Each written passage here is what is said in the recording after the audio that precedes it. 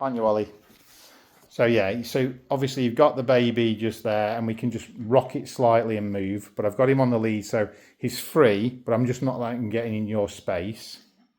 And then pop up, Ollie, come here, come on, this way. Good.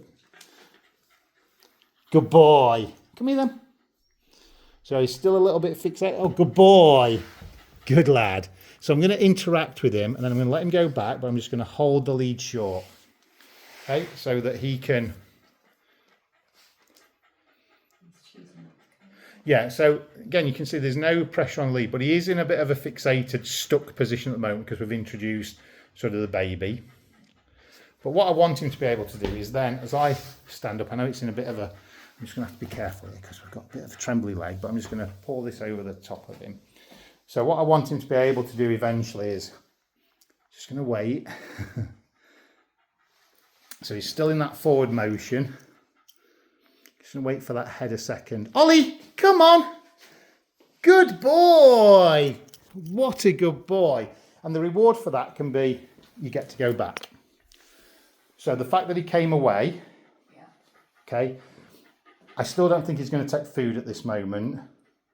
But what will happen is you should notice whether or not he starts to take food. Yeah. That tells you that his arousal system is coming down. That's our trigger. That's our guide. But he's not sort of launching in. We're going to come to the mat section in a min, and then I'll show you what you can do with the baby as well. So Ollie, good boy. Pop. Who's a good boy? So you see he's not interested in the food. So we're just using him coming back towards you as the reward. Yeah, but we're having the rule of what are we prepared to allow?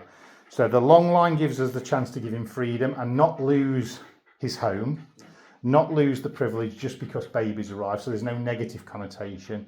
It just means if he goes to invade your space too much, you can you've got control of him, but if you're having your moment with the child, then we just pass the lead to somebody else and we talk them through what we want them to do.